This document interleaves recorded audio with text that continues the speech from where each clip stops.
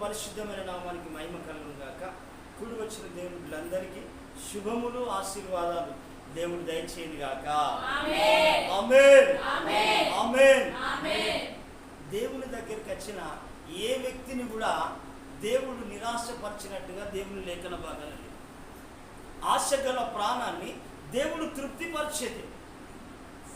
ఒక వ్యక్తి దగ్గరికి మనం వెళ్ళినప్పుడు దైవజనుడైన బాబన్న ఆయన తన పిల్లలకు జ్వరం వస్తున్నట్ట ఒక పాస్టర్ గారి ఇంటికి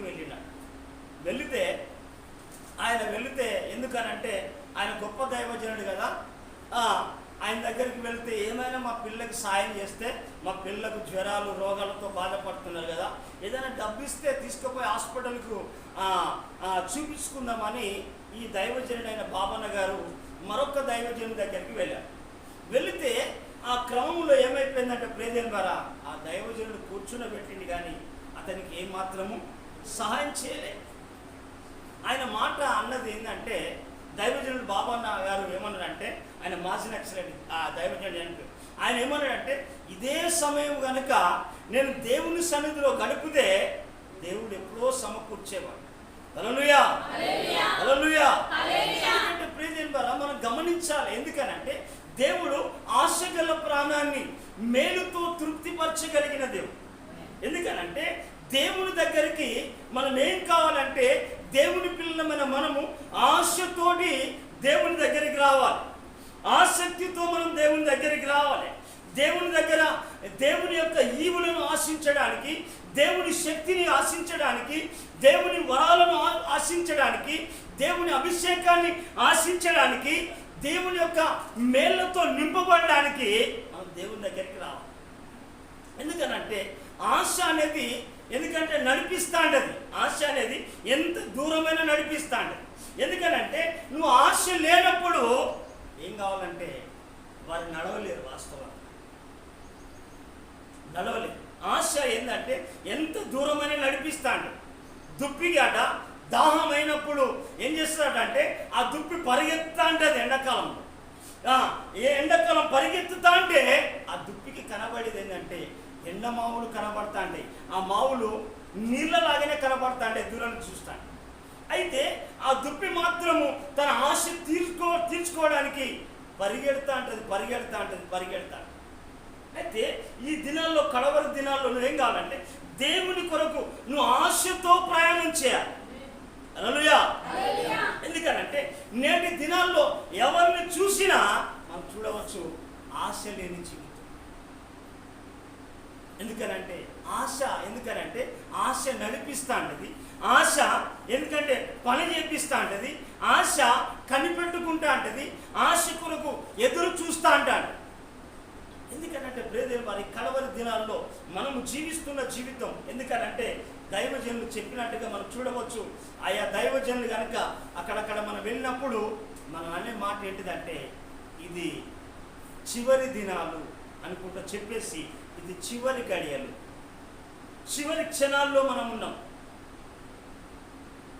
ఈ చివరి దినాల్లో మనం జీవిస్తున్న మనం అయితే మనకు దేవుని పైన ఆశ పెరగాలి,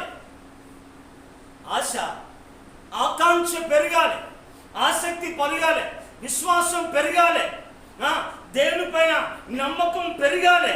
ఎందుకు అనంటే దేవుని పైన నువ్వు పెంచుకున్నప్పుడే నీ ఆశ గల ప్రాణాన్ని ఏం చేస్తాడంటే ఆయన మేలుతో తృప్తిపరిచే దేవుడు. నీకు దేవుని పైన ఆశ లేనప్పుడు ఏం చేస్తా అంటే నీ ఆశలన్నీ నిరాశలు అయిపోతాయి. ఫస్ట్ నీకు ఉండవలసింది దేవుని పైన ఆశ, ఆసక్తి కలిగి మనం జీవించాలి. ఎందుకనంటే ఇలాంటి ఆశ లేనప్పుడు ఏమైపోతుందంటే వారి యొక్క హృదయం మాట నొచ్చుకుంటుందట. చూడండి, బైబిల్ గ్రంథంలో మనం చూడవచ్చు. సామెతల గ్రంథము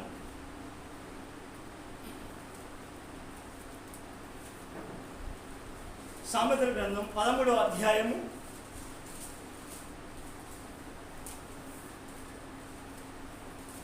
12వ వచనం.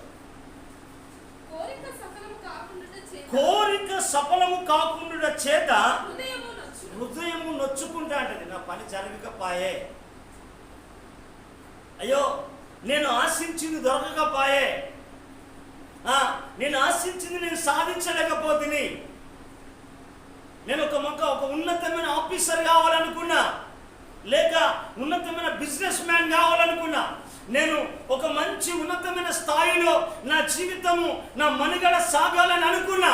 కానీ ఏంటంటే దేవుని యొక్క, ఎందుకనంటే ఆ ఆశ ఉన్నది కానీ సోమరిగానే జీవిస్తా ఉన్నాడు. సోమరి అట ఆశపడతాడని అని దొరకదు.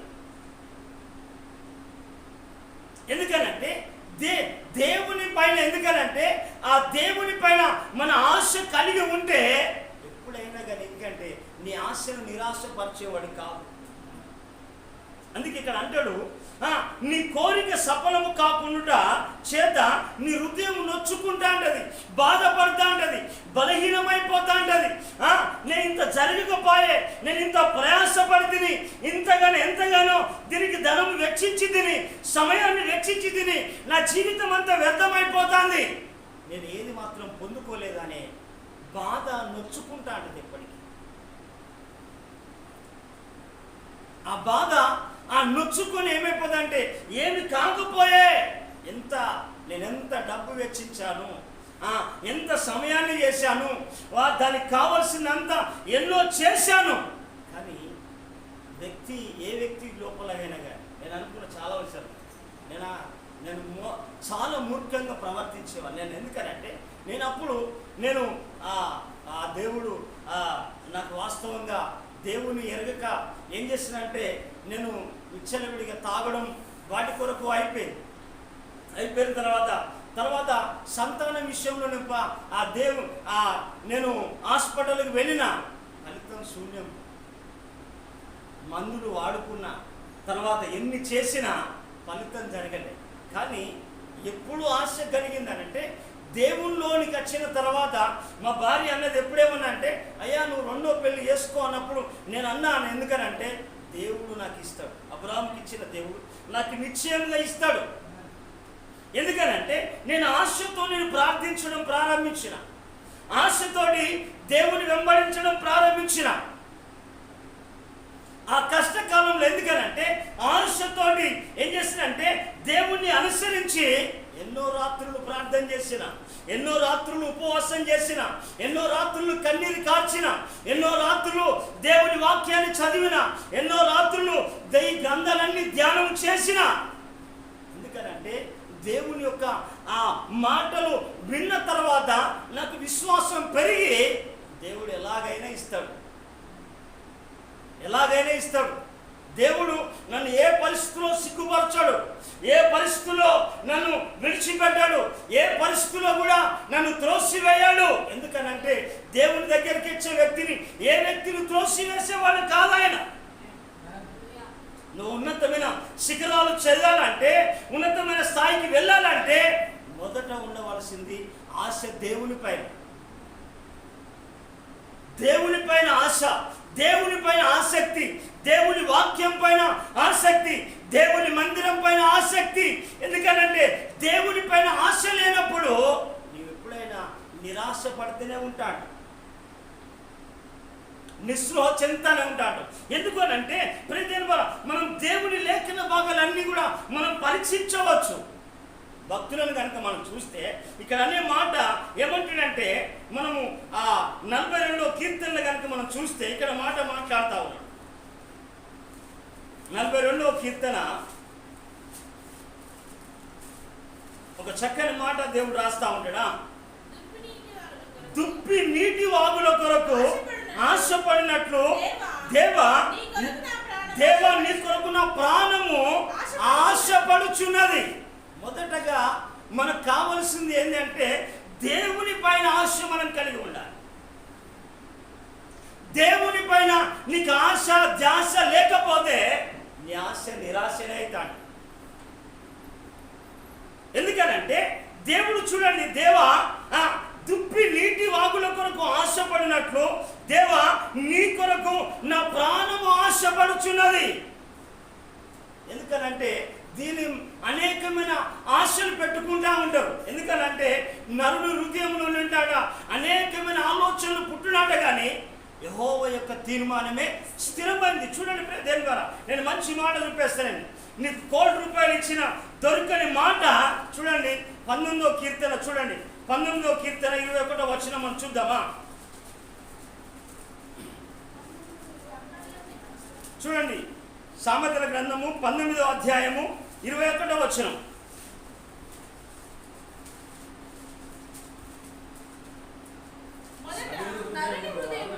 నరుని హృదయంలో ఆలోచనలు అనేకములు పుడతాంటాయి, అన్ని అవుతా ఉంటాయి. కానీ ఎందుకనంటే నీ ఆశ అనేది ఎక్కడ ఉండాలంటే దేవుని పైన ఉండాలి. దేవుని పైన అక్కడ మాట్లాడే మాట మనం చూడవచ్చు, దేవుడే నీకు తీర్మానం చేస్తా అంటాడు. యెహోవా యొక్క తీర్మానమే స్థిరమైంది.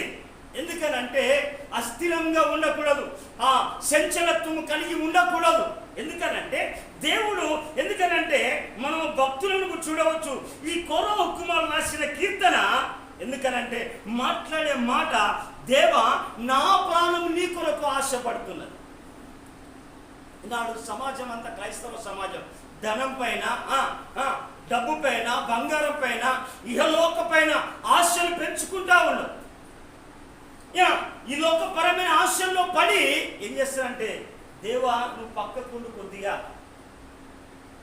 దేవుని ప్రక్కన పెట్టేస్తాను. ప్రతిసారికి ఏది వచ్చినా ఏం చేస్తానంటే దేవుని ప్రక్కన పెట్టడం. ఎందుకనంటే వారి లోపల వారి హృదయాన్ని నొచ్చుకొని వాళ్ళు కార్యము సఫలం కాకుండకపోవడం కారణం ఏంటంటే దేవుని పైన ఆశ లేదు. హల్లెలూయా. ఎందుకనంటే దేవుని పైన ఆశ లేదు. ఇక్కడ మాట్లాడుతూ ఉన్నాడు, నా ప్రాణము దేవుని కొరకు తృష్ణగొనుచున్నది, జీవం కలిగిన దేవుని కొరకు తృష్ణగొనుచున్నది. ఎందుకనంటే తృష్ణ ఆశ ఏం కావాలంటే దేవుడు అనే ఆలోచన. ఒకవేళ నేను కనుక ఈనాటి వరకు దేవుడు అనకపోతే ఎప్పుడో నేను మట్టిలో కలిసేవాడిని. ఎందుకు అనంటే చాలామంది అన్నాడు, వీడికి ఆకాశానికి భూమికి జానడి ఎగురుతానరా, ఎప్పుడో వీడు ఉడతారా అని చెప్పేసి అందరూ మాట్లాడినా. ఎందుకు అనంటే నేను దేవుని చేతిలోనికి వచ్చిన, దేవుని పైన ఆసక్తిని, మమకారాన్ని, విశ్వాసాన్ని, నమ్మకాన్ని పెంచుకున్నా. ఒకప్పుడు ఏ సినిమా చూడండి, నేను చూడని సీరియల్ ఏంటిది, తాగని ఐటెం ఏమున్నది, తినని గుట్కలు ఏమున్నాయి, తినని పాన్లు ఏమున్నాయి, తినని సిగరెట్లు ఏమున్నాయి, తిరిగని దందాలు ఏమున్నాయి, వ్యభిచార కుంపలేండి. కానీ ఎందుకనంటే ప్రియదేవుని ద్వారా ఆశ అనేది దేవుని పైన కావాలి. ఈ లోకమైన ఆశలు నిన్ను నిరాశపరుస్తాయి, నిస్సృహపరుస్తాయి. అది కొంతకాలం వరకే నిన్ను నడిపిస్తాయి, కానీ నీ జీవితం గమ్యము చేరలేవు. ఎందుకనంటే ఈనాడు మనం భయంకరమైన దినాల్లో కనుక చూసిన జీవిస్తా ఉన్న సత్యాన్ని మనం గమనించాలి. బ్రదర్, మనం బైబిల్ గ్రంథంలో లేఖన భాగాలను మనం పరీక్ష చేద్దాం. దేవుని యొక్క లేఖన భాగాల్లో మనం కనుక క్షుణ్ణంగా మనం పరీక్షిస్తే మన జీవిత శైలిని మనం చూడాలి.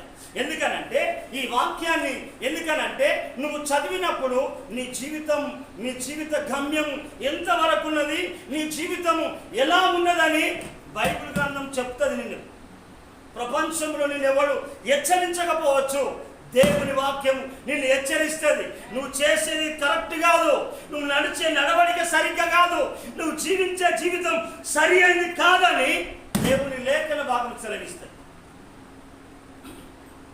అందుకే మనం చూడవచ్చు ప్రేదేన్ ద్వారా ఈనాటి వరకు మనం చూడవచ్చు ఈ సంవత్సరంలో 2025 సంవత్సరము దినాలు ఎట్లా ఎగిరిపోతున్నాయి చూడండి. బైబిల్లో చూడండి 102వ కీర్తన మనం చూద్దాం. 102వ కీర్తన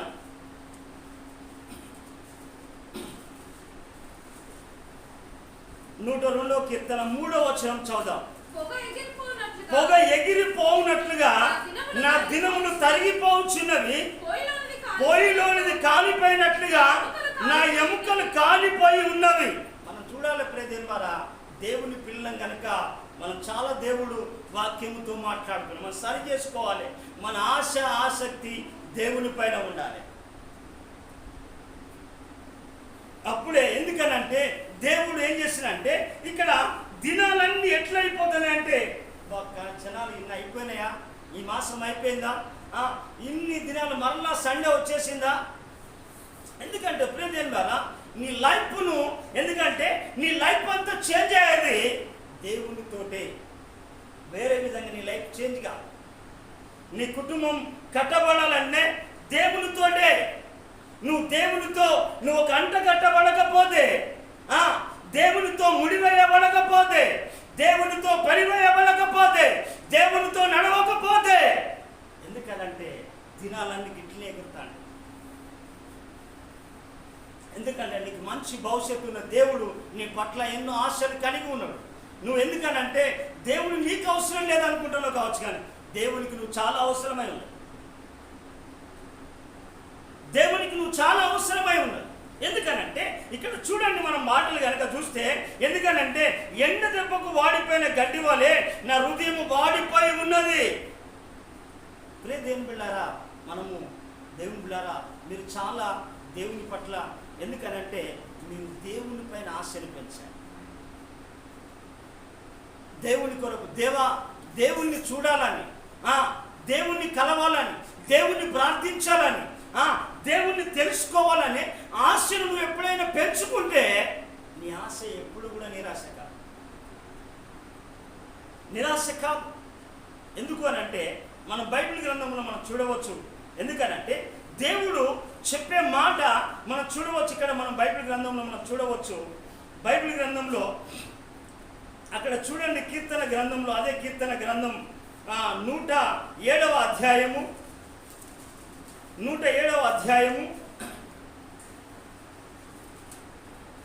9వ వచనం చదువుదాం. 107:9 చూడండి, చక్కగా చూద్దాం. ఏలయనగా ఆశగల ప్రాణాన్ని ఆయన తృప్తి పరిచి ఉన్నాడు. పరుస్తాడు కాదు, పరిచి ఉన్నాడు. హల్లెలూయా. ఎందుకనంటే తృప్తి పరచగానే మనం చూడండి, మంచి భోజనం కానీ చేసినప్పుడు కానీ, ఎందుకనంటే మనం ఏం చేస్తామంటే ఆ భోజనం కాగానే మనం ఏమనుకుంటామంటే కడుపు నిండా తిన్న తర్వాత తృప్తిగా నేను చిన్న మంచి హాయిగా ఉన్నదండి సార్, మీ ఇంట్లో మంచి భోజనం పెట్టారు సార్, మిమ్మల్ని బట్టి నేను దేవుని స్తుతిస్తున్నా, మీకు నా హృదయపూర్వకమైన వందనాలను తెలియపరుస్తాను. అయితే మనం కనుక దేవుడు నీ పట్ల ఒక మేలు చేసినప్పుడు తృప్తి పరచబడతాడు. ఎందుకంటే మనం చూడవచ్చు, ఆయన ఆశగల ప్రాణాన్ని ఆయన తృప్తి పరిచి ఉన్నాడు. ఎందుకనంటే మనము చూడండి, భక్తుల చరిత్రలను చదవండి, బైబిల్లో ఉన్న గ్రంథాన్ని ధ్యానం చేయండి, ఈ ప్రతి లేఖనాన్ని ధ్యానం చేయండి. ఎవరిని తృప్తిపరిచాడు, ఎలా తృప్తిపరిచాడు, ఏ విధంగా తృప్తిపరిచాడు అని అంటే, నువ్వు ఎందుకు తృప్తిపరచబడట్లేదు, నువ్వెందుకు ఆశీర్వదించబడట్లేదు, నువ్వెందుకు అభిషేకం ద్వారా నింపబడట్లేదు, దేవుని కృప ద్వారా ఎందుకు నింపబడట్లేదు అనేది చాలా ప్రాముఖ్యమైనది. ఎందుకనంటే బైబిల్ మనం చెప్తా ఉన్నది, ధనము శాశ్వతము కాదు. మన బైబిల్ గ్రంథాన్ని కనుక మనం చూస్తే, ఈ సొలొమోను రాసే మాటలు కనుక మనం చూస్తే, ఆయన అంటాడు, ధనము శాశ్వతము కాదు, కిరీటము తరతరములు ఉంటుందా అని మాట్లాడుతూ ఉంటాడు. ఎందుకు అంటే ప్రియదేన్ ద్వారా ఆయన రాజరికము చేసిన వాడు కనుక చూడండి, సామెతల గ్రంథం 27వ అధ్యాయంలో మనం చూడవచ్చు. ఎందుకనంటే ఈ లోకములో కనబడేవి నేను చాలా కనబడతాండే, ఆకర్షిస్తాండే, కానీ నువ్వేం చేస్తా అంటే నువ్వు తృప్తిపరిచేది కాదు. సామెతల గ్రంథం 27వ అధ్యాయము 24వ వచనం. ధనము శాశ్వతము కాదు, కిరీటము తరతరములు ఉండునా. ఎందుకనంటే ఏది శాశ్వతం కాదు ప్రియదేవులారా. ఎందుకనంటే అశాశ్వతమైన దాని మీద అనేకమైన ఆశలు పెంచుకోకు. ఎందుకనంటే నీ ఆశ, ఎందుకంటే నీ దేవుడు చెప్పిన ప్రకారంగా నీ ఆశను, ఎందుకనంటే నీ కోరికను సిద్ధింపజేసి నీ ఆలోచన యావత్తును సఫలము చేయగలిగిన వాడు సర్వశక్తి కలిగిన దేవుడు. హల్లెలూయా. నేనున్నా, ఎందుకనంటే ఈనాడు నాకు మంచి ఆరోగ్యంనిచ్చి నన్ను తృప్తిపరచగలిగిడు. నేను బి హ్యాపీ, నేను మంచి ఆరోగ్యంగా నేను ఆరోగ్యంగా ఉండగలిగిన. ఎందుకు అనంటే నన్ను దేవుడు ఆశీర్వదించాడు. ఎందుకనంటే నా ఆశ, నా ధ్యాస దేవుడే. ఎందుకనంటే నాకు ధనము శాశ్వతము కాదు, కిరీటము తరతరములు ఉండదు. మనమే మన ఆయుష్కాలమే అధిక బలం ఉంటే 78 సంవత్సరాలు తరాలు బ్రతుకుతావా? అందుకే మన జీవితాన్ని కనుక మనం చూస్తే మొదటగా దేవుని పైన మనం ఆశ కలిగి ఉండాలి. ఎందుకంటే ప్రియదేవులారా, ఈనాడు ధనం పైన పెంచుకునే వాళ్ళు ఉన్నారు, ఈ లోకమైన వాటిపైన ఎన్నో ఆశలు పెంచుకొని నిరాశలో బ్రతుకుతా ఉన్నారు. అందరూ ధనాన్ని పెట్టుబడి పెట్టేసి చాలామంది దినాడు ఏమైపోతుందంటే ఏమీ లేని నిస్సాయ స్థితిలో ఉన్నారు. సార్ నాకు ఇప్పుడైతే కొన్ని దినాలలో నాకు కొన్ని లక్షలు వస్తాననే వ్యక్తి ఈరోజు బికార్ అయిపోతాం. ఎందుకనంటే ధనమే కరెక్ట్ అనుకున్నారు. వాళ్ళు విశ్వాసాన్ని కోల్పోయారు, భక్తిని కోల్పోయారు, భయాన్ని కోల్పోయారు. ఎందుకనంటే దేవుడు వారు, ఎందుకనంటే దేవుడట వారిని కాళ్ళు జారే చోటనే ఉంచిపెట్టాడు. ఎందుకనంటే దేవుని పైన ఆశ వారికి లేదు. అందుకే ఈనాడు మనం చూడవచ్చు 2 మాటలు చెప్పేసి నేను ముందుకు వెళ్దాం. చూడండి, అదే మనం తిమోతి రాసిన పత్రిక, మొదటి తిమోతి రాసిన పత్రిక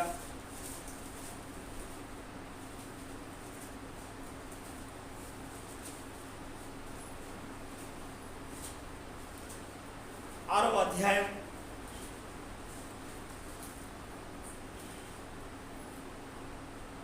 6వ అధ్యాయం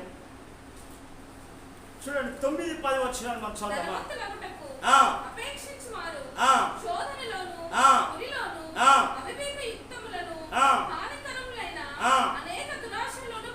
చూడండి, ఈ ధనం ఎక్కడి దాకా నడిపిస్తుంది అంటే ఎక్కడికి నడిపిస్తుందట?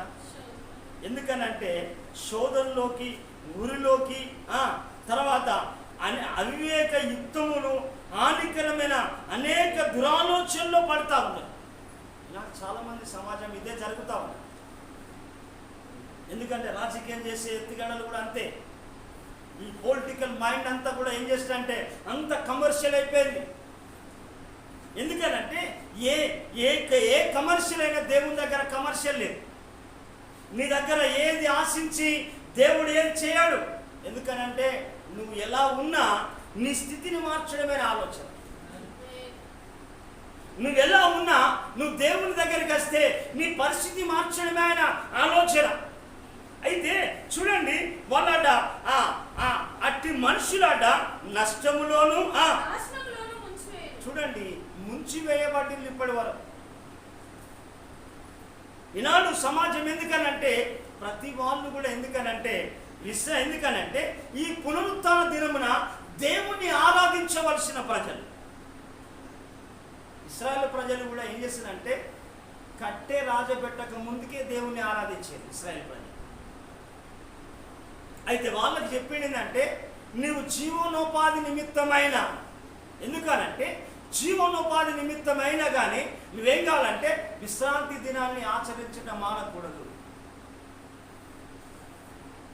ఈనాడు ఏమైపోయిందంటే ఇక్కడికి వచ్చేసరికి ఏం చేస్తానంటే దేవా కొద్దిగా పక్కకుండు, నేను మరలా నాకు అవసరం ఉన్నప్పుడు నేను చేస్తా. అందుకే ఏమైపోతుందంటమ్మా, నేను చాలా సంవత్సరాల నుంచి భక్తులమయ్యా, మరలే నాన్న మంచిదే, కానీ చాలా సంవత్సరాల నుంచి భక్తిలో నువ్వు ఏం సంపాదించావు, నువ్వు ఏం పొందుకున్నావు, దేని ద్వారా నువ్వు తృప్తిపరచబడతా ఉన్నావు? ఏమి లేకున్నా కేవలము ఆరోగ్యమైన సరిగ్గా ఉందా? ఏమి లేకున్నా కుటుంబంలో సమాధానమైన ఉన్నదా? ఏమి లేకున్నా కుటుంబంలో ఐక్యమత్యం ఉన్నదా? ఏమి లేకున్నా కుటుంబంలో ప్రేమ కలిగి ఉన్నవా? ఏమి లేకున్నా ఆరోగ్యంగానైనా ఉండగలిగినవా? నీ కుటుంబ వసతులైన సరిగ్గా ఉన్నాయా అని మనం గమనించాలి ప్రియదేవులారా. ఎందుకు అని అంటే ఆశ ఏం చేస్తాడంటే దేవుని శక్తిని సమకూరుస్తాడు. అందుకే ఇక్కడ మాట్లాడింది ఏంటంటే, ఎందుకనగా ధనాపేక్ష సమస్తమైన కీడులకు మూలం. నువ్వు ఎందుకనంటే ధనం కాదు, ధనం కంటే గొప్పవాడు నా దేవుడు. హల్లెలూయా.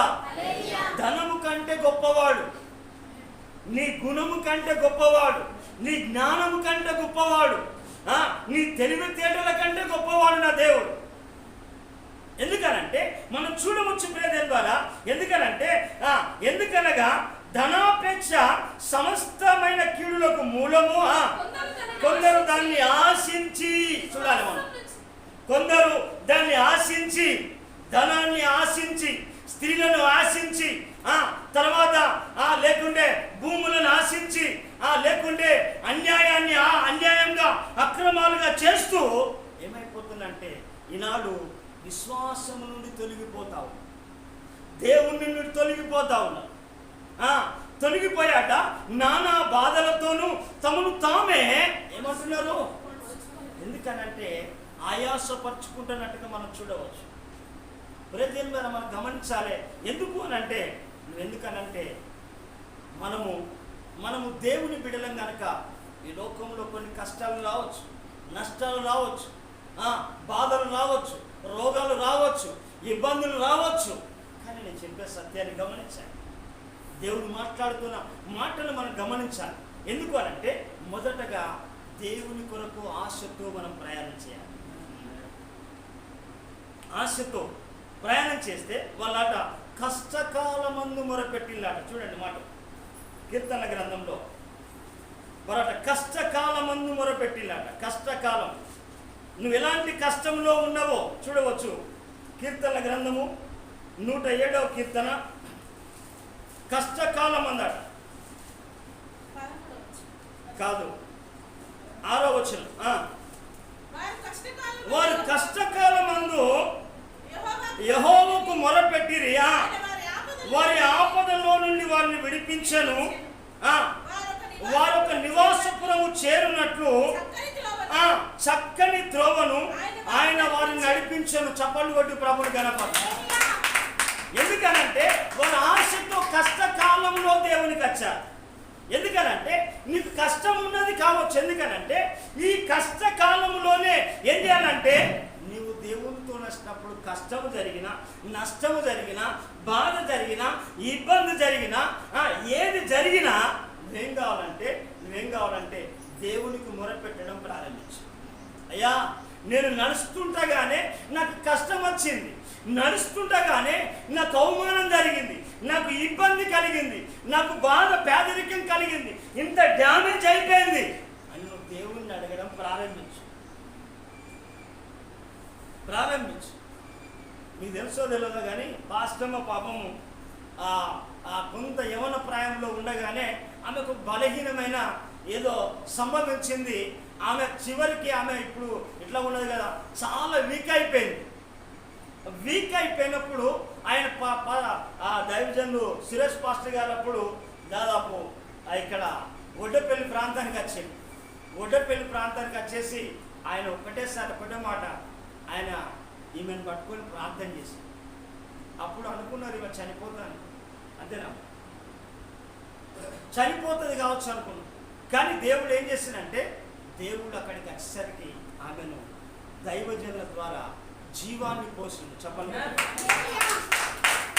జీవాన్ని పోసి ఆ కష్టమైన పరిస్థితులు, నిష్టమైన పరిస్థితులు, ఎందుకనంటే డాక్టర్లు కూడా అన్నాడు, అమ్మాయి ఈమె బ్లడ్ అంతా అయిపోయింది, ఈమె చాలా బ్రతకడం కష్టమే, సీకేఎం హాస్పిటల్ ఈమె అని చెప్పేశాను. అప్పుడు మేము సేవకు రాలే, నేను మారలే. అయితే అప్పుడు ఏం చేసిందంటే దైవజనులు, అప్పుడు సురేశయ్య గారు వారు ప్రార్థన చేసినప్పుడు దేవుడు మరలా జీవాన్ని ఇచ్చింది. అందుకే ప్రేదేం వారంట కష్టకాలం మందు, ఎందుకనంటే నీకు అప్పు కావచ్చు, లేకుంటే బాధ కావచ్చు, సమస్య కావచ్చు, ఇబ్బంది కావచ్చు, తర్వాత నువ్వు చాలా ఇబ్బందికరంగా ఉండవచ్చు. కానీ దేవుడు చెప్పే మాట, దేవుడు ఏంటంటే ఎలయనగా ఆశ గల ప్రాణాన్ని ఆయన తృప్తిపరిచి ఉన్నాడు. ఎందుకనంటే నువ్వు ఏ సమస్యతోడైనా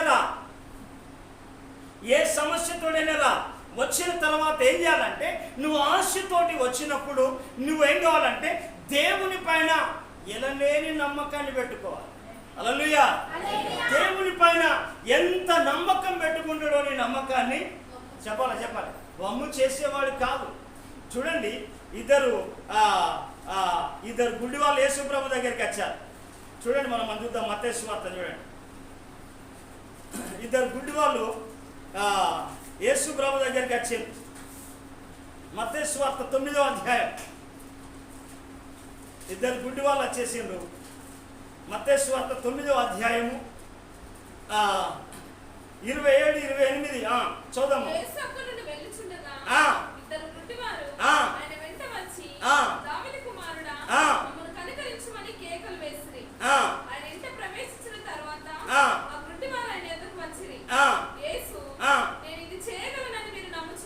చూడండి, మనం గమనించాల ప్రేదేన్మారా, మనం ఏదైతే మనం చూస్తున్నామో, ఎందుకనంటే దీని నుంచి ఎందుకనంటే ఇది చేయగలిగిన సమర్థుడు, ఇది ఏదైనా చేస్తాడు. ఎందుకనంటే ఆయన చనిపోయిన ఆ లాజరుకే జీవం పోసిండు, ఎండిన ఎముకల్లో జీవం పోసిండు. వాళ్ళు అనుకున్నారు. ఎందుకనంటే ఆ గుడ్డి వాళ్ళు వచ్చినప్పుడు అడిగితే మీరు ఇది చేస్తానని నమ్ముచున్నావు అని అడిగి, మనం ఏం చేస్తామంటే ప్రార్థన చేసిన కొంతమంది నమ్మరు,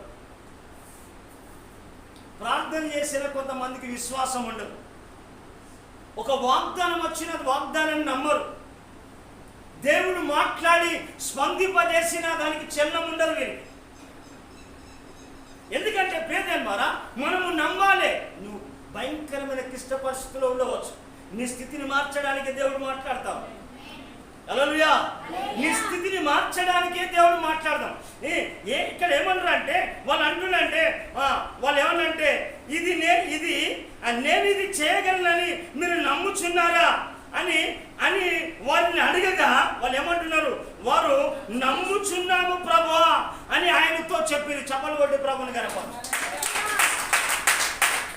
నువ్వు అలాగే నీ సమస్య, నీ బాధ, నీ భర్త మారుతాడు, పిల్లలు కానీ, సంతానం కానీ, ఉద్యోగం కానీ, వ్యాపారం కానీ దేవుడు మార్చుతాడు, దేవుడు ఇస్తాడు, దేవుడు చేస్తాడు అని నమ్మకం ఉంటేనే కలుగుతుంది. అక్కడ ఏమైతే జరిగిందమ్మా చదువు.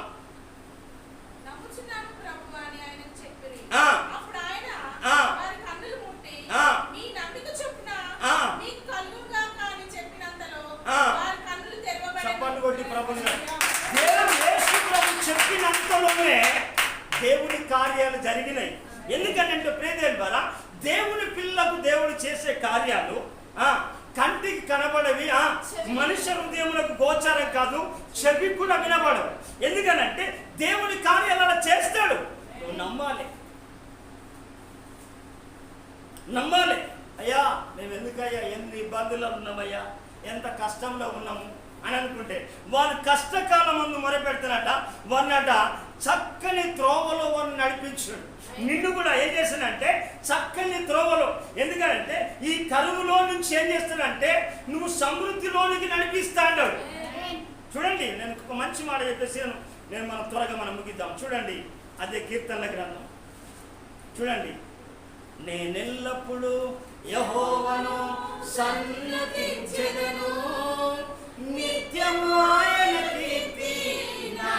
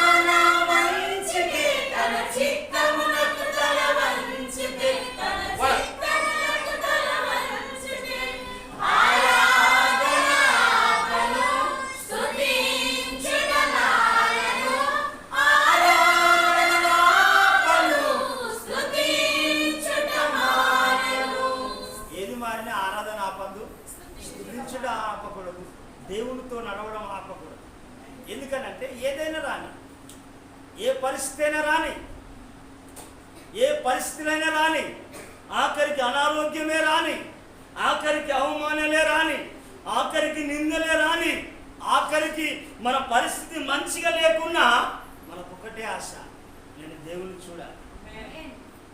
యోబు అంటాడు చూడండి, ఈ కీర్తన 66వ అధ్యాయం అట్లా తీసుకో చూడండి. యోబు ఏం మాట్లాడతాడో చూడండి. యోబు మాట్లాడే మాట ఏమంటాడంటే, నేనేమంటాడంటే యోబు ఏమంటాడంటే, నేను నా చర్మము చీకిపోయినను అంటాడు. యోబు గ్రంథం 19వ అధ్యాయం 26-27.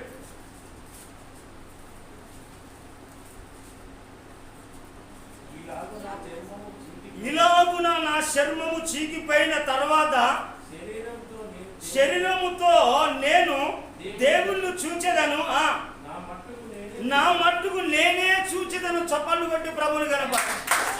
అంటే ఆయనకున్న ఆశ ఏంటంటే, నాకు నా చర్మము చీకిపోయినా, నాకు ఎన్ని పరిస్థితి ఇచ్చినా, ఎందుకనంటే నేను నా మట్టుకు నేను దేవుణ్ణి చూడాలి, నేను దేవుణ్ణి వినాలి, ఆయన స్వరాన్ని వినాలి, ఆయన సన్నిధిని అనుభవించాలి, ఆయన ప్రసన్నతో నింపబడాలి, ఆయన శక్తితో నింపబడాలి, ఆయన అభిషేకంతో నింపబడాలి అనేది యోబు ఆలోచన. అందుకే ప్రియదేవులారా, నువ్వు ఎలాంటి పరిస్థితుల్లో వచ్చు. ఇక్కడ మనం బైబిల్ గ్రంథంలో చూద్దాం. చూడండి, మనం బైబిల్ గ్రంథంలో 66వ అధ్యాయం కీర్తనలు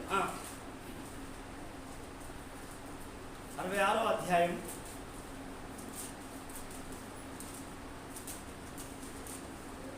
10వ వచనం. దేవా మమ్మలను పరిశీలించి ఉన్నావు, వెండిని నిర్మూలము చేయి రీతిగా మమ్మల్ని నిర్మూలంగా చేసి ఉన్నావు. చూడండి ప్రియజన్ ద్వారా, ఇక్కడ ఏమంటాడంటే దేవుడాట ఏం చేసిందంటే వారిని పరిశీలన చేసిండు. హల్లెలూయా. మనకి ఇప్పుడు చాలా మందికి ఏంటంటే పరిశీలనద్దు, ఆశీర్వాదాలు అయితే కుమ్మరించబడాలి. ఇప్పుడు ఇది బంగారమో కాదో తెలవాలంటే ఎట్లున్నది, రాగి కూడా ఇట్నే ఉంటుంది. ఇది బంగారము కాదో తెలియాలి అని అంటే దీన్ని ఏంటంటే కాంచాలే. దీన్ని ఏం చేయాలంటే అగ్నిలో పుటం వేసిన తర్వాతనే దీనికున్న విలువ అనేది బయటపడతాడు. ఎందుకు అనంటే ప్రియదేవుని బాల, దాని విలువ ఇది బంగారమో కాదంటే అగ్నిలో బాగా పుటం వేసిన తర్వాతనే దీని వాల్యూ తెలుస్తాడు. తర్వాత దేవుడు నువ్వు ఎంత ప్రార్థన చేసినా, ఎందుకనంటే నిన్ను పరిశీలిస్తున్నాడు కావచ్చు, నిన్ను పరీక్షిస్తున్నాడు కావచ్చు, నీ విశ్వాసాన్ని తెలుసుకోవడానికి, నీ అంతరంగంలో ఏదున్నదో తెలుసుకోవడానికి, నీ ఆలోచన తెలుసుకొని నీకు ఏ విధంగా చేయాలో పరిశీలన చేస్తా అంటాడు దేవుడు. మనం ఆ పరీక్షలో కానీ ఆ పరిశీలనలో కానీ నిలవాలి. దేవా ఇది నీ చిత్తమా, దేవా ఇది నీ ఆలోచన ఏంది? ఎందుకనంటే దేవుడు పరిశీలన చేసినప్పుడు ఏంటంటే అగ్ని లాంటి పరీక్షలా, లేకుంటే అవి శ్రమలా, లేకుంటే అది వ్యాధ, లేకుంటే అవి శోధనలా, లేకుంటే ఇబ్బందులా. ఎందుకనంటే మొత్తం ఏం చేస్తున్నాడంటే నీ కుటుంబంలో ప్రతి ఏమి లేకుండా జీరో చేస్తున్నాడో మనం పరిశీలన చేస్తాడు. దేవుడు పరిశీలన చేసినప్పుడు మనం ఏం కావాలంటే, దేవ కొద్దిగా పక్కింట్లో పక్కూరులో మా పెద్దనాన్నోడు ఆయన దగ్గర బాగున్నది తెచ్చుకుంటా అంటే కుదరదు. దేవుడు పరీక్షించే సమయంలో నువ్వు ఆ పరీక్షలో నిలవాలి. ఎందుకు ఏమంటున్నాడంటే, దేవా నువ్వు మమ్మల్ని పరిశీలించి ఉన్నావు, ఎలాగట వెండిని నిర్మూలము చేయి రీతిగా మమ్మల్ని నిర్మూలంగా చేసి ఉన్నావు. ఎందుకు దేవుడు పరీక్షిస్తున్నప్పుడు, పరిశోధిస్తున్నప్పుడు, ఎందుకనంటే దాంట్లో క్వాలిటీలు తీసుకురావాలి కదా. నీ విశ్వాసం ఎంత ఉన్నది, నీ భక్తి ఎంత ఉన్నది, నీ ప్రార్థన ఎంత ఉన్నది, నీకు దేవుని పైన నమ్మకం ఏమున్నది, దేవుడు నీ లోపల ఎంత వాక్యం ఉన్నది, ఎంత దేవుని శక్తి కలిగి ఉన్నావు, ఎంత అభిషేకం కలిగినవు అనేది పరిశీలన చేస్తా అంటాడు. హల్లెలూయా. అగ్నిగుండం వచ్చే వరకు షడ్రక్ మిషకుల అబద్ధుల పరిస్థితి తెలియలే. వాళ్ళు దేవునితో ఉన్నారా లేదా, అంత జనం వచ్చేసారు. అక్కడ అగ్నిగుండంలో వీళ్ళు మాత్రమే ఉన్నారు.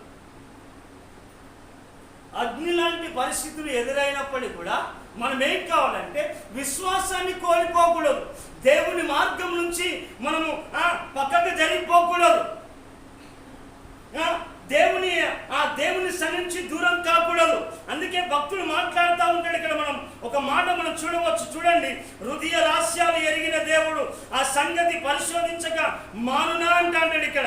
ఎందుకనంటే చూడండి ప్రియమైన వారా, ఇంత జరిగినది అంటాడు. కీర్తనల గ్రంథము 44వ అధ్యాయము చూడనా, 44వ అధ్యాయం 17వ వచనం చూడండి. ఇదంతయు మా మీదికి వచ్చినను నేను మిమ్మల్ని మరవలేదు, నీ నిబంధన మీరు మేము ద్రోహులము కాలేదు. ఎందుకంటే చాలా మంది సైడ్ అయిపోతా అంటే దేవుడిని పరీక్షించే సమయంలో, దేవుడు ఇచ్చే సమయంలో నువ్వు దేవుని దగ్గరకు రాకపోతే, ఎందుకనంటే వాళ్ళు వీళ్ళు ఇచ్చేదే ఎలాంటిదంటే ఎంగిలి మెతుకులు లాంటిదే. గమనించాలి చాలా జాగ్రత్త. దేవుడు కనుక నిన్ను ఆశీర్వదిస్తే నువ్వు తరతరాలకు ఆశీర్వాదకరంగా, అనేకులకు దీవెనకరంగా ఉంటావు. దేవుడు నిన్ను నిలబెడితే పడగొట్టేవాడు ప్రపంచంలోనే లేడు. దేవుడు నిన్ను సమృద్ధితో నింపుతే ఈ వెలితి చేసేవాడు లేడు.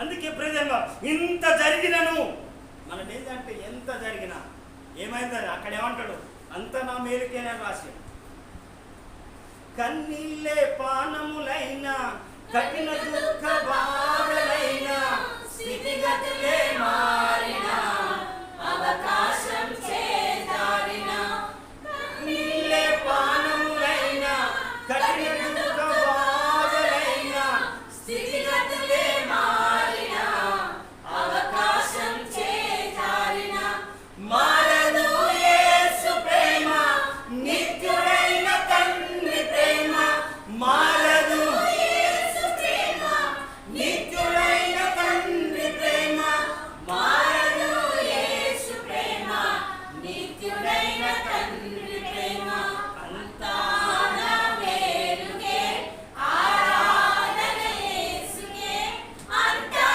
నా మంచికే తన చిత్తమునకు తల వంచుకే. చూడండి, ఎందుకనంటే అవకాశాలు జారిపోతాయి. అవకాశాలు జారిపోయినా, కఠినమైన దుఃఖమైన వచ్చిన, కన్నీటి బాధలైనా. అందుకే ఇక్కడ భక్తుడు ఏంటాడంటే, అయ్యా ఇంత మా మీదికి వచ్చినను మేము మరవలేదు, నీ నిబంధన మేము మీరలేదు, మా హృదయం వెనుకకు మరలిపోలేదు, మా అడుగులు నీ మార్గాన్ని విడిచిపోలేదు. అయితే నక్కలున్న చోట నువ్వు మమ్మల్ని బహుగా నలిపి ఉన్నావు. ఎందుకనంటే చూడండి, ఇక్కడ మనం 21వ వచనం కథం, హృదయ రహస్యాలు ఎరిగిన దేవుడు. మనం చూడాలి ప్రియమైన వారా, ఎన్ని విపత్తులు వచ్చినా మన జీవితంలో దేవుడు చేసే కార్యం కొరకు ఎదురు చూడాలి. ఎందుకనంటే దేవుడు చెప్పిండు, ఎలాగనగా ఆశగల ప్రాణాన్ని మేలుతో తృప్తిపరిచి ఉన్నాడు. ఆకలిగల యొక్క వారి యొక్క ఆశను ఏం చేసినంటే తీర్చిన దేవుడు ఆయన, తీర్చిన దేవుడు.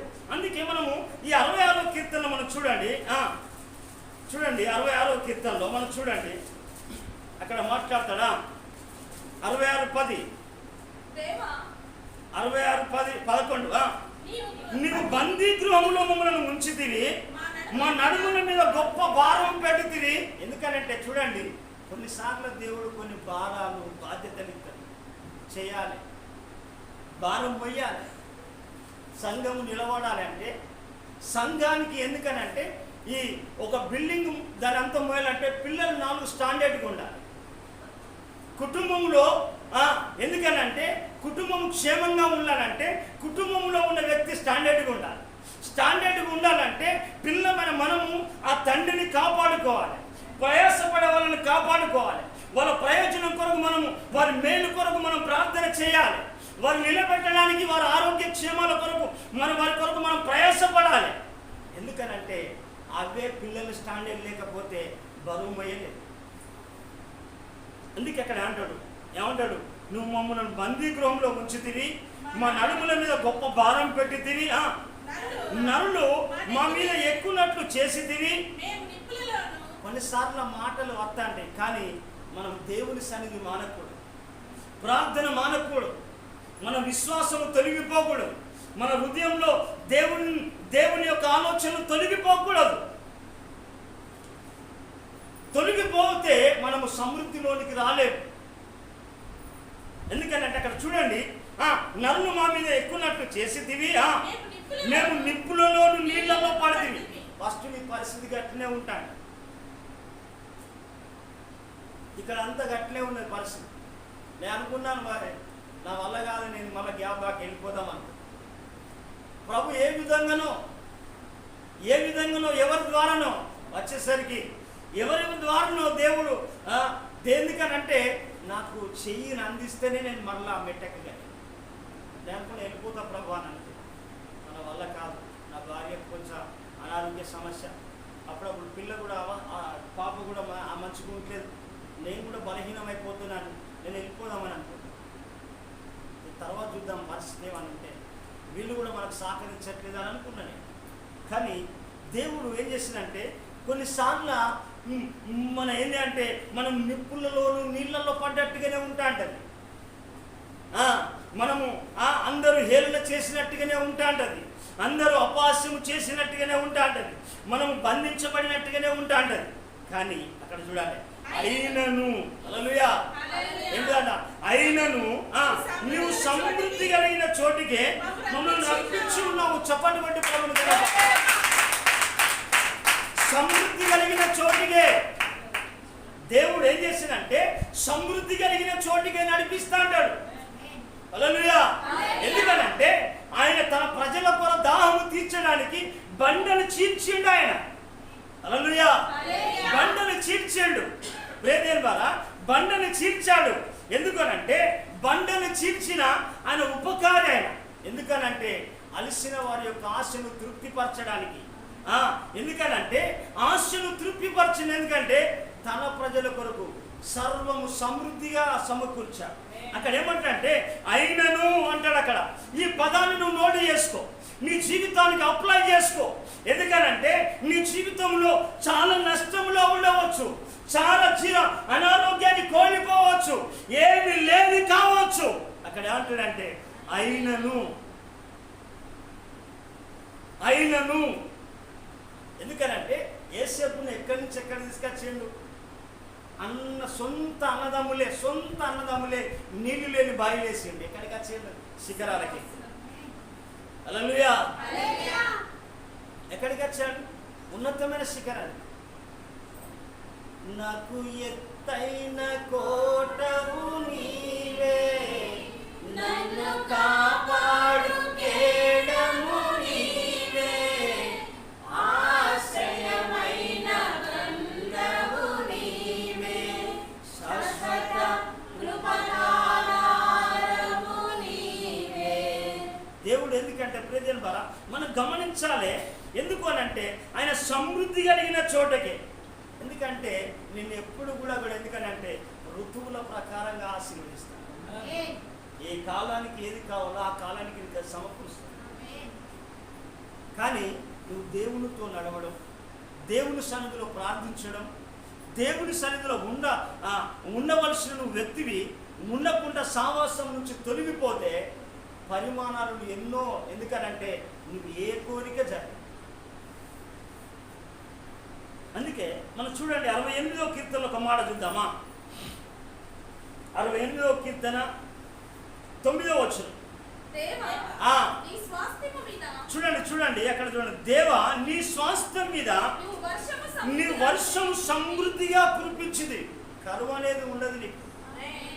ఎందుకనంటే ఈనాడు రైతు చేస్తున్న పరిస్థితి ఏంటంటే చూడండి ఏమైపోతుందంటే ప్రేదేన్ బాగా రైతు 6 సంవత్సరాలే నువ్వు పంటను దున్నాలి, 7 సంవత్సరాల దాకా పోవాలి. హల్లెలూయా. మిషన్ 24 గంటలు తిరిగితే ఏమవుతుందమ్మా? ఎందుకనంటే దేవుడు చెప్పిన ప్రకారంగా ఈ భయంకరమైన మందులు కొట్టి ఇవన్నీ చేసడానికి కారణం ఎందుకంటే నాణ్యత లేదు భూమిలో, దీనికి పంటకు శక్తించడానికి లేదు. రకరకాల మందులు కొట్టి పండిస్తూ ఉన్నారు. తర్వాత పంట పేలైతే ఈయన ఊరేసుకొని చచ్చిపోతాడు. బైబిల్లో ఉన్న సత్యం.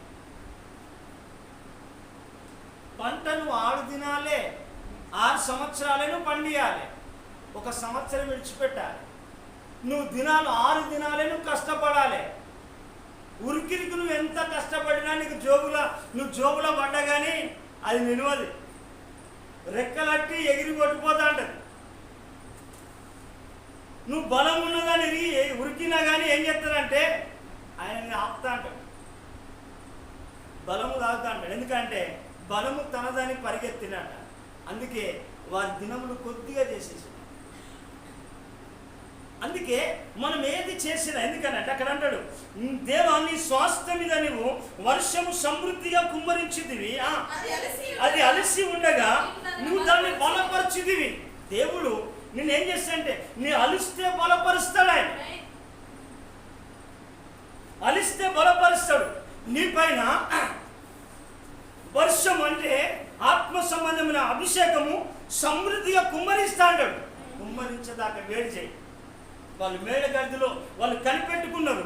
ఆ కనిపెట్టుకొని దేవుని శక్తి వచ్చేంత వరకు, దేవుని అభిషేకం వారి పైన వచ్చేంత వరకు కూడా అలాగనే కనిపెట్టుకున్నారు.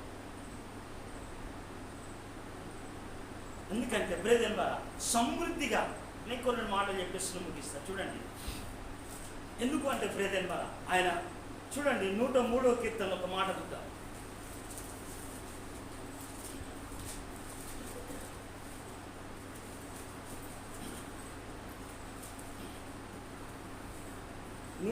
కీర్తన 5వ వచనం.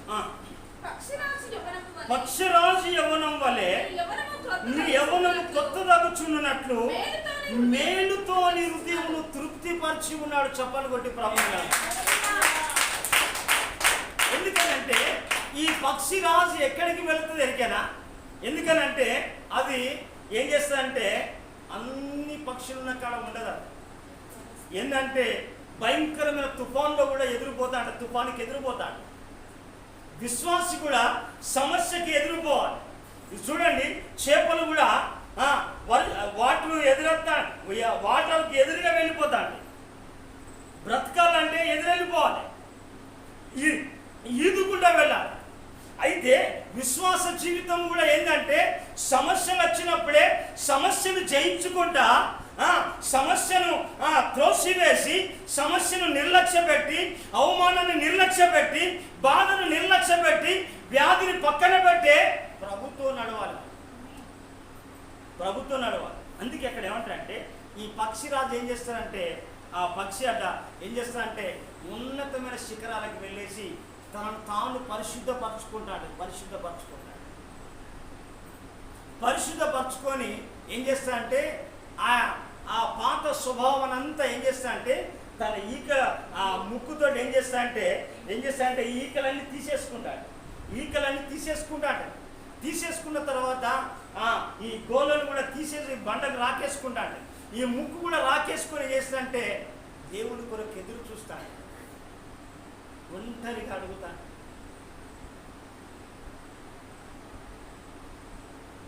తనను ఎందుకనంటే తనను తాను పరిశుద్ధపరచుకుంటాడు.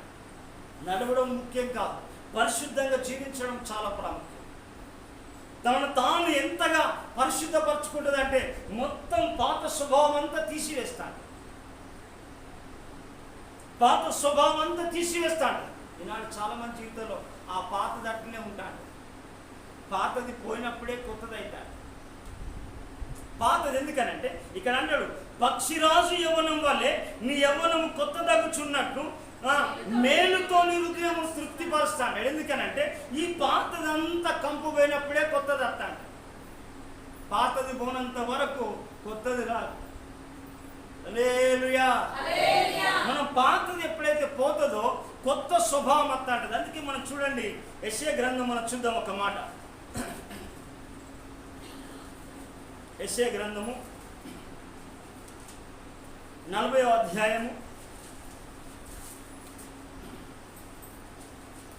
40వ అధ్యాయం 40వ అధ్యాయము 31వ వచనం. యెహోవా కొరకు ఎదురు చూచి వారు నూతనమైన బలము పొందుదురు. వారు పక్షిరాజు వలె రెక్కలు చాపి పైకి ఎగురుదురు, అలేక పరిగెత్తుదురు, సొమ్మసిల్లగా ఎగతాడా నడిచిపోదురు. చెప్పండి బాబు. ఎందుకనంటే యెహోవా కొరకు ఎదురు చూసినప్పుడు తన పాత బలమంతా పోతా ఉంటుంది, పాత బలహీనతలంతా పోతా ఉంటుంది, పాతదంతా పోతా ఉంటుంది. నన్ను చూడండి, మనం ఎందుకనంటే నువ్వు ఎంతగా పరిశుద్ధపరచుకుంటావో అంత ప్రత్యేకించబడతా అంటావు, అంత కొరకు దేవుని కొరకు అంతగా ప్రకాశించబడతాడు. హల్లెలూయా. అందుకే ప్రేదేం ద్వారా యెహోవా కొరకు అక్కడ మాట్లాడి అంటే ఆ పక్షి ఏం చేస్తా అంటే దేవుని కొరకు చూస్తాను, తన పాతదంతా తీసివేసుకుంటాను. ఎందుకనంటే ఎప్పుడూ ఏది కూడా మన లోపల లోపాలు ఉంటే ఏం చేస్తుందంటే నూతనత్వం అనేది రాదు, నూతన బలం అనేది రాదు. అందుకే దేవుడు ఏం చేస్తాడంటే పక్షిరాజు యవ్వనం వలెని యవ్వనం కొత్తగా కూర్చున్నట్లు మేలుతో నేను తృప్తిపరిచి ఉన్నాను. హల్లెలూయా. తృప్తి ఎందుకంటే మనము అసంతృప్తిగా పోనివాడు దేవుడు. హల్లెలూయా. ఒక మాట చెప్పేసి నేను ముగిస్తాను. చూడండి, బైబిల్ గ్రంథంలో ఒక చక్కని మాట ఉంటాడు. దేవుడు ఎందుకనంటే ఈ లోకంలో అన్ని కూడా ఏం చేస్తాడంటే దేవుని కొరకు ఎదురు చూస్తూ ఉంటాడు.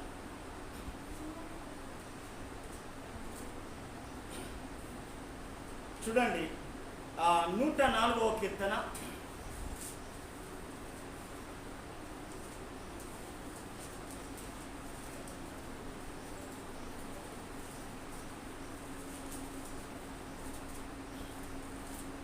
21వ వచనం.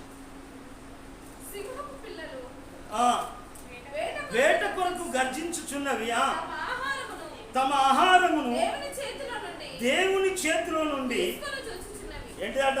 ఎక్కడి నుంచి? దేవుని చేతిలో నుంచి తీసుకుంటున్నాయి. ఎందుకు అనంటే సింహం పిల్లగట వేట కొరకు గర్జిస్తున్నాయి, కానీ ఎంత గర్జించినా కానీ ఎక్కడి నుంచి తీసుకున్నాయంటే తమ ఆహారం నట దేవుని చేతిలో నుంచి తీసుకుంటుంది.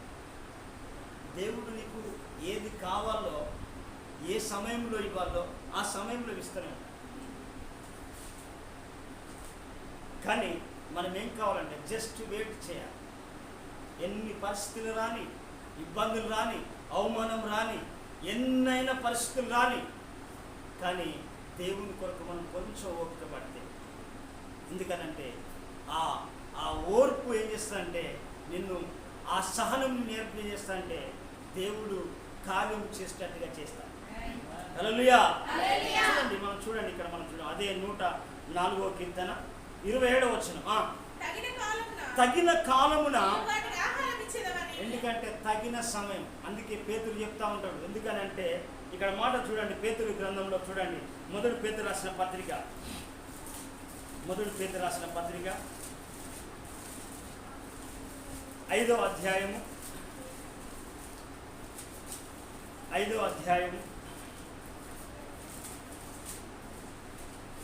వచనం. దేవుడు తగిన సమయమందు మిమ్ముని హెచ్చించున్నట్లు ఆయన బలిష్టమైన చేతి కింద దీన మనస్కులై ఉండు. అంటే ఎందుకు దేవుడు హెచ్చించే వరకు కూడా ఏం కావాలంటే మనం తగ్గింపు కలిగి జీవించాలి. పరిశుద్ధంగా ఉండడం, తగ్గింపు కలిగి జీవించాలి. మనం పెద్దవాళ్ళమైనా చిన్నవాళ్ళమైనా తగ్గింపే. నీ తగ్గింపును దేవుడు చూడాలి, మనుషులుగా. కొంతమంది మనుషుల ముంగట తగ్గించినట్టే తగ్గుతారు, తర్వాత మరలా చేస్తారు. అది తగ్గింపు కాదు. ఎందుకంటే నీ తగ్గింపును దేవుడు చూడాలి. తగిన సమయంలో దేవుడు ఏం చేస్తాడంటే హెచ్చిస్తాడు. దేవుడు అహంకారులను ఎదిరించి దీనులకు, పైన వచనం ఉంటుంది చూడండి, 5వ వచనం.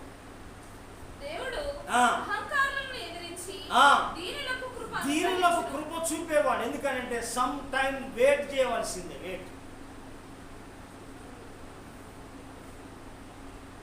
వర్షాకాలం అయిపోయింది, శీతాకాలం వస్తుంది, శీతాకాలం అయితే ఎండాకాలం వస్తుంది. అప్పుడు పండిన పనులు ఇప్పుడు పడుకో, పనులు ఉన్నాయి. శీతాకాలంలో వేరే పనులు ఉంటాయి, వర్షాకాలంలో వేరే పనులు ఉంటాయి, ఎండాకాలంలో వేరే పనులు ఉంటాయి. హల్లెలూయా. అందుకే చూడండి, తగిన కాలంలో నుండి వాటికి ఆహారం ఇచ్చేదనని. ఇక్కడ చూడండి 104వ కీర్తన. ఇవన్నీ దేవుని దయ కొరకు కనిపెడుతున్నాయి. హల్లెలూయా. దేవుని దయ కొరకు, దేవుని దయ కొరకు మనం చూడాలి. ఎప్పుడు వస్తుంది టైం? ఆ టైం వచ్చేంత వరకు కూడా నువ్వు వెయిట్ చేయవలసింది. ఆ టైంలో దేవుడు స్వరము ద్వారానో దేని ద్వారానో మాట్లాడుతూ ఉంటాడు. దేవుడు నీకు దర్శనం ద్వారానో ఏ విధంగానో మాట్లాడుతూ ఉంటాడు. సమయం వచ్చిందంటే నువ్వు ఉన్నతమైన శిఖరాలకి. హల్లెలూయా. చూడండి అమ్మా, నీవు వాటికి పెట్టినది అవి కూర్చుకొని. దేవుడు పెట్టిందే కూర్చుకుంటాడు. దేవుడు అద్దన్నాడు ఆదాము ఏం చేస్తా అంటే, ఇక్కడ రమ్యమైన కనబడుతున్నది ఏది మాత్రం ముట్టుకోకండి. లోకములో అన్ని ఆకర్షిస్తాయి. ఎందుకనంటే ఆకర్షించిన దాన్ని పోకు. మీకు తెలుసా, చూడండి, బంగారం కంటే డూప్లికేట్ బంగారం చాలా మెరుస్తుంది. ఎందుకనంటే ఆకర్షించి, ఎందుకనంటే మనల్ని మోసం చేయాలి. కానీ చాలామంది కూడా ఏం చేస్తారంటే కొన్ని మాటలు ప్రేమగా మాట్లాడినట్టుగా మాట్లాడతారు. వారి దగ్గర నిజమైన ప్రేమ లేదు. అందుకే ప్రేమ ద్వారా మనం చూడాలి. ఎందుకనంటే మనము ఏం చేయాలంటే దేవుడు మనకు పెట్టింది మనం సమకూర్చి తినాలి. ఎందుకనంటే భక్తులు మనం చూడవచ్చు, బైబిల్లో ఏం చేస్తారంటే దీన స్థితి అందును సంపన్న స్థితి అందును మనం ఏం కావాలంటే ఈ స్థితిని మనం కలిగి ఉండాలి. ఉన్నప్పుడు మంచిగా సమృద్ధిగానే, లేనప్పుడు కూడా మనం అలాగనే మనం ఉండాలి. మనం స్టెప్ లేదని ముఖం మార్చినట్టుగా కానీ ఉన్నప్పుడు ఉబ్బినట్టుగా కానీ ఉండకూడదు. హల్లెలూయా. చూడండి, అక్కడ చూడండి, నువ్వు వాటికి పెట్టినది అవి కూర్చుకొని నువ్వు గుప్పిల్ని విప్పగా అవి మంచి వాటిని తిని తృప్తిపరచబడును. చప్పలు కొట్టి ప్రభుని గణపతి. మంచి వాటిని, ఎందుకనంటే దేవుడు నీకు శ్రేష్టమైన వాటినే ఇస్తాడు. శ్రేష్టమైన వాటినే ఇస్తాడు. ఎందుకనంటే శ్రేష్టమైనదే ఇస్తాడు. నేనంటాను, ఎప్పుడు చెప్పిన ఎక్కడికి వెళ్ళినా ఒక్క కూతురు కానీ 100 మందితో సమానం అని చెప్తాను. హల్లెలూయా. ఎందుకనంటే మా పాపకు మొన్న షెటర్ ఇచ్చేసిన. మమ్మీ అంటానే, చలి బాగా వస్తుంది కదా మమ్మీ, డాడీకి షెటర్ లేదు, బయట తిరుగుతాడు కదా అని చెప్పేసి ఆలోచన చేస్తాను. హల్లెలూయా. ఎందుకనంటే ఒక్కరైనా కానీ, అందుకంటే బహుమంది ధనవంతులకున్న ధనము కంటే నీతితో కూడింది ఏంటంటే కొంచెమే శ్రేష్టమైంది. ఎందుకంటే ప్రేమ ద్వారా దేవుడు ఏం చేస్తాడంటే ఆయన సమకూర్చేవాడు కనుక ఏం చేస్తాడంటే ఏ పరిస్థితుల్లో కూడా నువ్వు ఏం చేస్తాడంటే సమస్యలు ఉన్నావని దేవుడు విడిచిపెట్టడు. ఎందుకనంటే నువ్వు నిప్పుల్లో పడవచ్చు, కష్టాల్లో పడవచ్చు, వ్యాధుల్లో పడవచ్చు, దేవుని అడుగు. హల్లెలూయా. కుష్ఠరోగులు వెళుతాంటే స్వస్థత పొంది, గుడ్డి వాళ్ళు నమ్మి పొందిళ్ళు. తర్వాత మనం కనుక చూస్తే అంటే వాళ్ళు దేవాలయం దగ్గర వాళ్ళు అడుక్కునే వాళ్ళు అక్కడ ఉంటే, శృంగారమైన దేవాలయం దగ్గర వాళ్ళు అడుక్కుంటా అంటే అక్కడ పేతురు యోహాను అన్నది, అయ్యలారా మా దగ్గర వెండి బంగారం లేదు కానీ మాకు కలిగిందే ఇస్తానంటాడు. చూడండి, అపోస్తల కార్యం 3వ అధ్యాయం. అపోస్తల కార్యం 3వ అధ్యాయం 3వ వచనం, 4వ వచనం, 5వ వచనం, 6వ వచనం వరకు. దేవాలయంలో ప్రవేశింపబోనప్పుడు వాడు చూచి భిక్షం అడగగా పేతురును యోహానును వారిని తేరి చూచి మా తట్టు చూడమనిరి. వాడు వారి యొద్ద ఏమైనా దొరుకునని కనిపెట్టుచు వారి యందు లక్ష్యం ఉంచెను. అంతటా పేతురు, వెండి బంగారంలో నా యొద్ద లేవు కానీ నాకు కలిగినదే నీకు ఇచ్చుచున్నాను. నజరేయుడైన యేసుక్రీస్తు నామమున నడువని చెప్పి చప్పట్లు కొట్టి వాళ్ళు ఇచ్చారు. చూడండి, చివరిగా ఒక మాట మనం 20వ కీర్తనలో మనం చూద్దాం. ఎందుకంటే దేవుడు నీ కోరిక సిద్ధింపజేసి నీ ఆలోచన యావత్తు సఫలపరచలేదు. చూడండి 20వ కీర్తన మనం చూడండి 4వ వచనం. నీ కోరికను సిద్ధింపజేసి, చూడండి నీ కోరిక, ఎందుకనంటే నీ కోరిక సిద్ధింపజేసి నీ ఆలోచన యావత్తు సఫలపరచలేదు. హల్లెలూయా. నీ కోరికను సిద్ధింపజేసి నీ ఆలోచన యావత్తును కూడా